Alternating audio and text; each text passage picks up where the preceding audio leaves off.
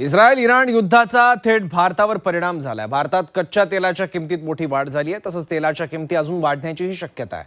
मात्र तेल, पेट्रोल, डिझेलचा तुटवडा पडणार नसल्याचं सरकारकडून सांगण्यात आलंय। बघूयात स्थिती नेमकी काय आहे।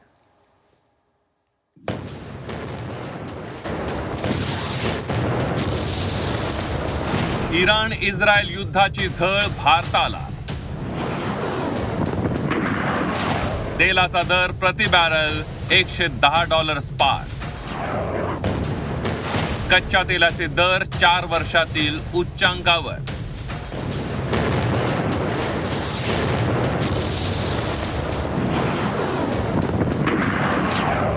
मागील 10 दिवसांपासून इराण इस्रायलमध्ये घमासान युद्ध सुरू आहे। मात्र या युद्धाची झळ भारताला मोठ्या प्रमाणावर बसती आहे। या दोन्ही देशांमधल्या युद्धामुळे भारतात तेलाच्या किमतीत वाढ होण्याची शक्यता वर्तवली जाते।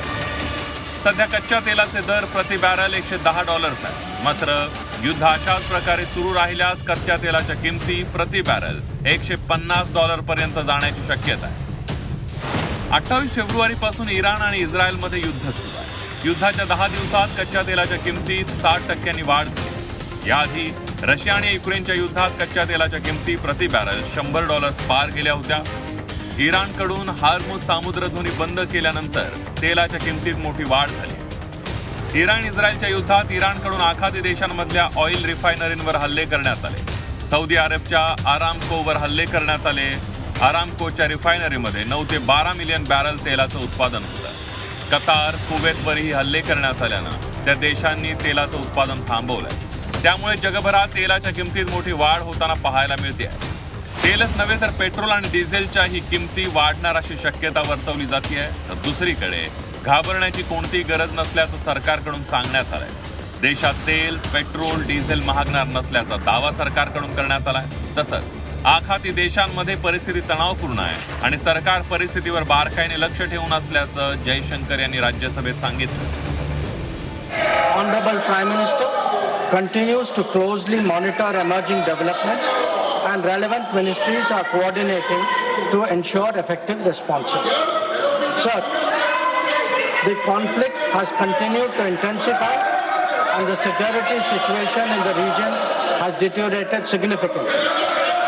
We have noted that, in fact, the conflict has spread to other nations with mounting destruction and deaths.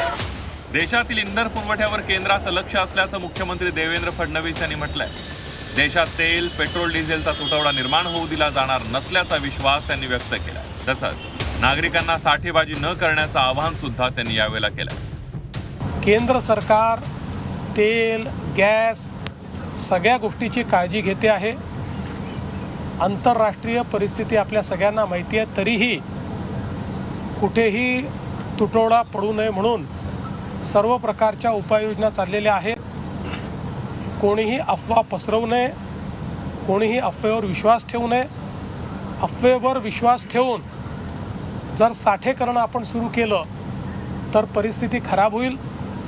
त्यातनं डिमांड आणि सप्लाय हे जे काही सूत्र आहे ते सूत्र कुठेतरी गडबडेल।